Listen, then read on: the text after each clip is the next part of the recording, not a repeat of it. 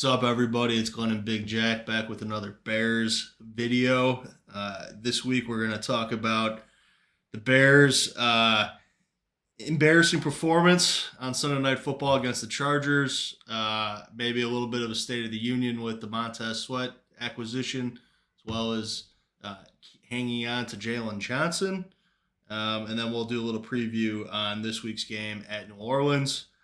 So, Big Jack, last week, you called it. You were on the Chargers. You don't often go against the Bears. You were on the Chargers. You saw that number is just too big, and you thought that, you know, it was going to be a rout. And you were absolutely right. It was 30-13. Jake Herbert looked like one of the best quarterbacks in the NFL, and the defense didn't look great. And Tyson Bagent looked like a undrafted Division two quarterback. He did some nice things, but he also turned over the ball a few times. And you know, outside of that first shot pass to Darnell Mooney, they didn't really push the ball down the field anymore. What are your thoughts on last week's performance? Where's your head at after last week? Last week, not surprised at the result. Clearly, like you said, it was the first time all year I've taken a side against the Bears. Um, I, I just thought it was a little too much the feel good story going around. A little too many people kind of beating down a Chargers team who's probably a bit better than they've played thus far. I just think they have bad coaching over there. But yeah, I saw it coming. It was, was not unexpected for Bajan to take a step back once there was a little bit of film on him. I also don't think he probably played as bad as the numbers may have looked. He didn't really do anything too egregious in my mind. It's just the defense didn't make any adjustments.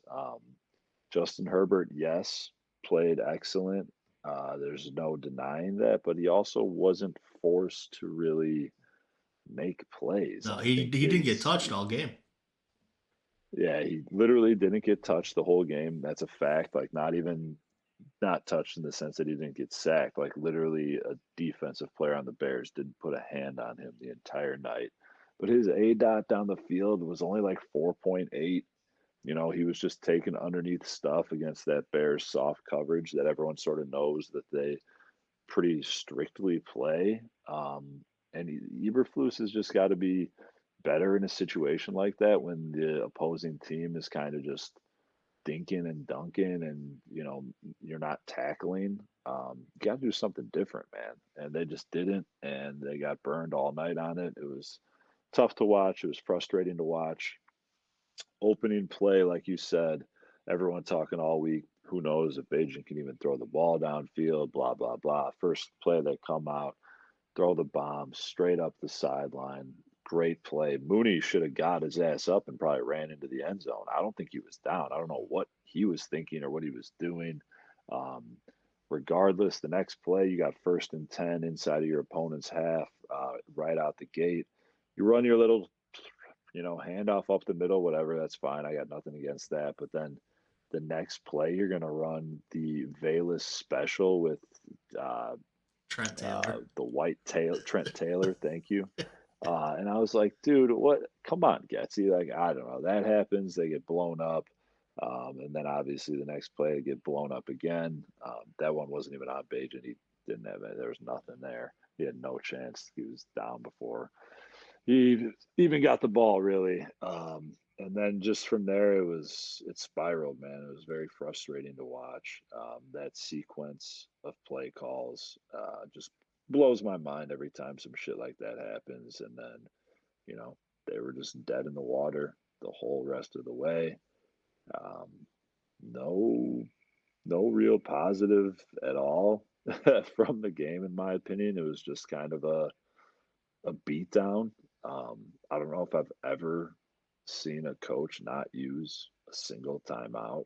I, so I don't know what that guy's deal is, but it was a tough look. At least I profited on it, but yeah, that was ugly. Yeah, and you mentioned Valus earlier. He stumbles on himself and doesn't catch that one bomb that he did have a chance for in the end zone. And like you said, that on the flip side for the Chargers, it was just check down city to Austin Eckler. It was kind of a similar formula to what you saw Green Bay in the opener, where the running back as a weapon is just killing the Bears, and it makes me a little worried about this week with Kamara, to be honest. But before we get into this week, I think we could kind of wrap up last week by saying it was a tough game to watch. It was a lackluster effort. Hopefully, they bounce back with something better this week. So we'll just kind of wrap it up there. Um, as far as the midweek stuff, a running backs coach gets fired for his second HR offense. I don't know if we even really need to go over that, but just kind of want to throw it out there: is what's going on with all the Ibuprofus's guys? They can't keep their hands to themselves or something. And then uh, we do acquire Montez Sweat, although the cost is a little high. They have to trade a second round pick. Um, if you can extend Sweat and Sweat performs the way that you're hoping, I think you're okay with the price. What are your thoughts on the Montez Sweat acquisition, Jack? Um, I'm skeptical because of the recent history of Yeah. what happened last time we gave up a second round pick that ended up being the number one second round pick. Um, and I don't think that that'll be the case this year. I would like to think, given the schedule, given the fact that I still think Fields will come back, hopefully hungry, wanting to sort of, engrave himself into potential extension situations, picking up fifth year option situations. I think he'll be hungry and ready to play once he does return from injury.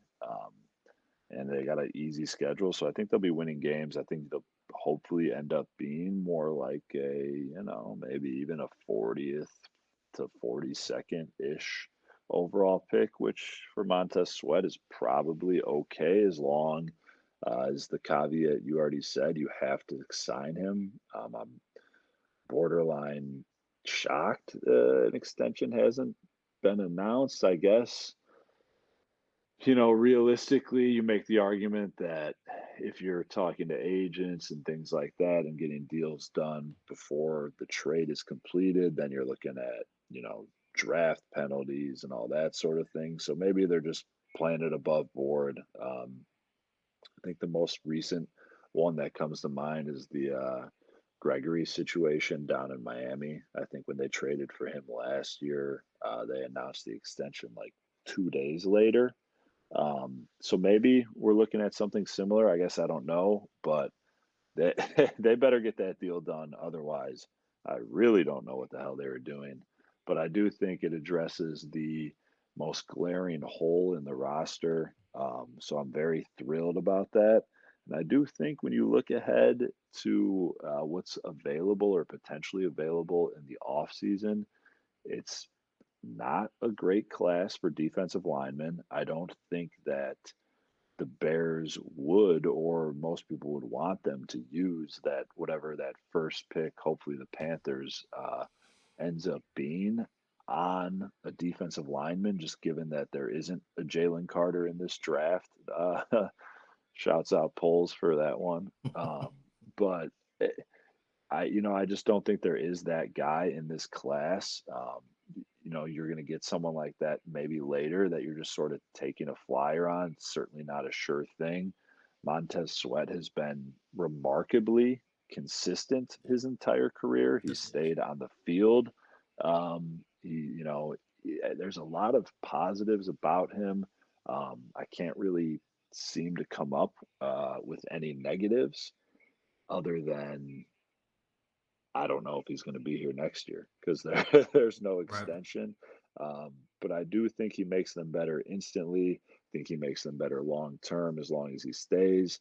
I do not buy the argument, well, if you wanted him, why didn't you just hold on to your second round pick and then try to go after him in free agency?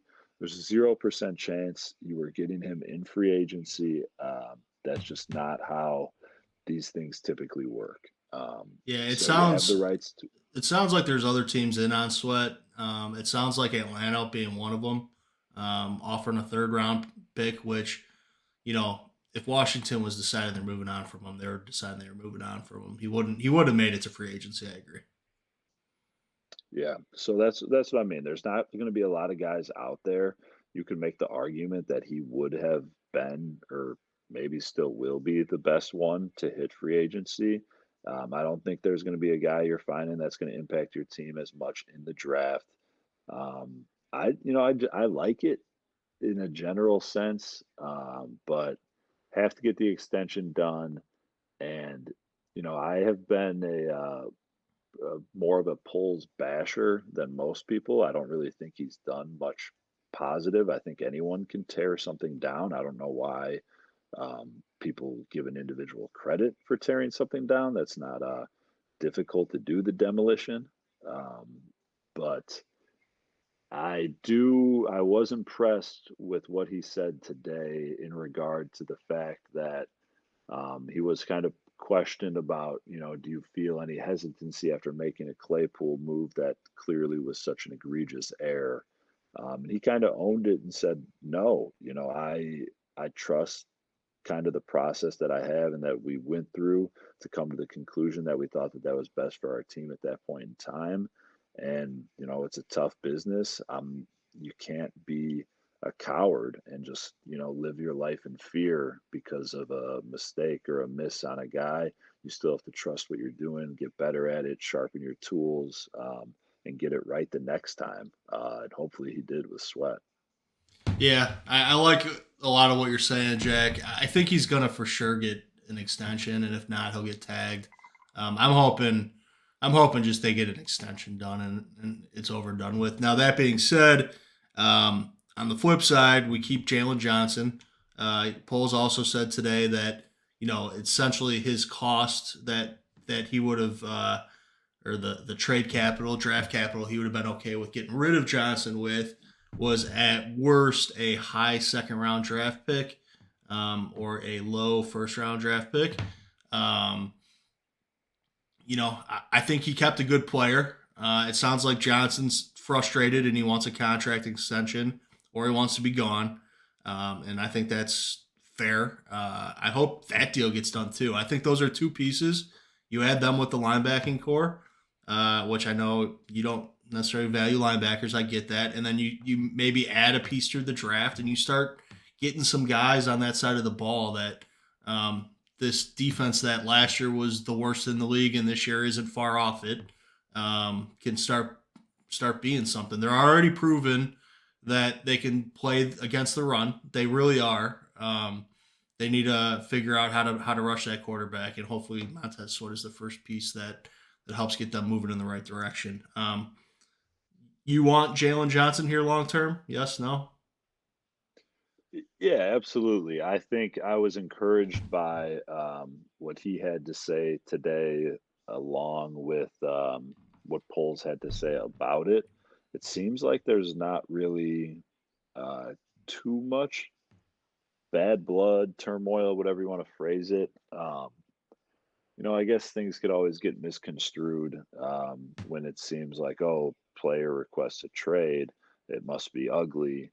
But it seems like they were negotiating in pretty good faith. And, I don't think it was necessarily a bad move to let him go out and see, hey, this is sort of what the league values you at. Maybe that helps your bargaining down the road. I think Jalen Johnson's a good player who's been a great player this year. I wouldn't argue against that, but I don't think you can be, you know, putting him up there with a Jair Alexander type contract. I don't think you're looking at that 20-ish million window. I think if you get Jalen Johnson for like 16 to 18 million on the high end, I think that's a good deal. And maybe pay him a little bit more, if you're going towards that 18 million, then market value might return, but you got to keep good players in the building. Um, and he's been good, man. He really has gotten a lot better this year. He stayed on the field. I know he's still only got 3 picks on his career, 2 of them in that game against a, hapless Raiders team who just fired their head coach. But I don't know, man. I don't wanna see him walk. I'm okay with paying guys given kinda where we're at and where we're hoping to go, but you still just because you got money to spend doesn't mean you can, you know, just blow through it like, Absolutely. Scrooge McDuck. I agree with all your thoughts, Jack. I across the board. So, with that said, let's start talking about this week. If you did not watch the best bets of the NFL weekend, I think it's the first time this year I've been on a side on the Bears game. I actually did pick the Bears this week +8, going down to New Orleans. Um, it sounds like Tyson Bagent's the quarterback again this week. Fields not quite ready to go. Sounds like Sweat might be playing, but who knows how much of a factor he'll really be. Um, I mean, I think given our current defensive ends, you just get him out in the field and you say, go crazy, go bananas. Um, but that being said, I like the Bears' chances to be competitive this week. I really do. The Saints don't scare me. Um, Going to the dome does scare me a little bit, but this ain't the Saints team of the mid 2010s. This is a different Saints team. It really is. With that being said, let's maybe get into some of your thoughts and then maybe some of your keys to a Bears victory this week.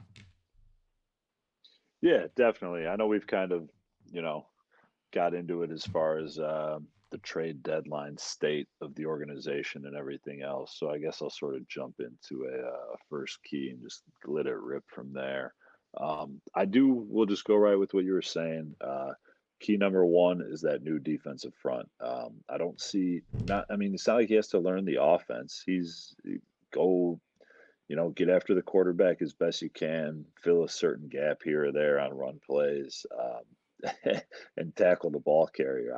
It's defensive line. I don't want to downplay the fact that there's some mental side to it, but a lot of it's just kind of going out there and getting after it. He's been playing all year. It's not like he's coming off an injury with the Commanders. He'd be starting for the Commanders this weekend if he was, going to wherever they're playing. So Yep. I think it's fine that you just throw him out there, and I think it's key to have that defensive front, continue to do what they've done in the run game, swallow up Alvin Kamara, who's been pretty impressive in a lackluster team for the most part. Ever since he's returned from suspension, he's been fresh, he's looked good.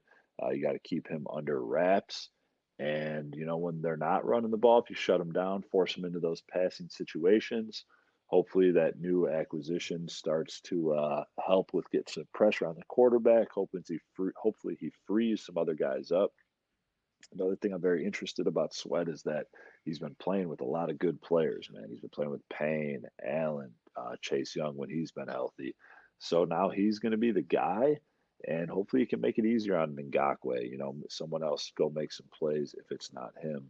It's just sort of soaking up the attention, getting to the quarterback a little quicker so Carr cannot get too comfortable out there because they got some other playmakers besides Kamara. Michael Thomas, a little bit of a resurgence. The lack of the lack of one might have to do with the quarterback play, and then Olave is obviously a stud. So they got a high-powered offense. I think that defensive line with the new acquisition, that's my key number one. Is they're gonna have to be present, man, because they haven't been for about a year and a half now. Yeah, man. You start talking about how this line can start getting revamped the next year or so. Gets me excited. And let's just talk about the guys they got out there right now. We got some big boys out there. Sweat's big, man. He's like 6'6". Mhm. Dexter's 6'6". Billings might not be too tall, but he's a big boy. He's round. The round mound to rebound, as Charles Barkley, his nickname was. I mean, you're talking about some big dudes. So yeah, I'd like to see Sweat out there. He's the one thing about him when comparing him to a guy like Chase Young is he might not have quite the pass rush ability that Young has, but he is an all around defensive end. He is, I believe, like one in the last couple of years against the run for a defensive end. What are you saying there for the three? I'm saying that he this year I know for a fact, he's the number 3 rated defensive end against the run. Okay, there you go. So, I mean, he is a stout run defender. Yes, he was playing against some of the best interior defensive linemen in the league the last couple years, but I mean, maybe they benefited from playing against, beside him too. So maybe our guys get a little bit of a benefit from playing beside him as well. It'll be interesting to see. Hopefully, come next year, we're even better. But yeah, for this weekend, we need that defensive line to get home. Absolutely. Yeah, absolutely. Like I said, they haven't been, they've been historically one of the worst ever the past 20 some games. So you make that move and you expect it and you need it to pay dividends and hopefully early because we start going down this road that we kind of went down with Claypool. You get 3, 4 games into kind of like where's the Montez Sweat impact? It could get ugly for Absolutely. Ryan Poles in that whole situation. So hopefully he's an immediate impact guy, and quite frankly, I think he will be. Key number 2, I'm going to go to the quarterback. This is a game I really would have loved Fields to be able to come back for. The Saints defense is good, but they're not great at getting to the quarterback. They're good. Lattimore's a stud. They got another corner who I'm tweaking on his name right now, but he's actually been better than Lattimore this year, according to the ratings, things like that. They play really well on that side of the ball. Allen's kind of a defensive coach, and they get it done over there. That's what's kept them competitive in most games. Um, and I think Bajent is going to need to play well. Quarterback play is always important. I'm not expecting him to kind of be a superstar and go out and carry the team on his back, but he can't have any mistakes. Got to take care of it. Keep getting it out on time. He just needs to have a solid, zero turnover, efficient game. If the Bears are going to have any chance, we need him to go out there and be look like a middle of the road. We probably need like a top 15 quarterback performance on Sunday if the Bears are going to win that game on the road. Absolutely. I mean, it is football. Quarterback play is important, and yeah, if he's going to be turning the ball over, that's not going to be a recipe for success. Not with this team. We need to protect that football. Absolutely. What's your third key to a Bears victory? Third and final key to a Bears victory is Velus Jones needs to be inactive.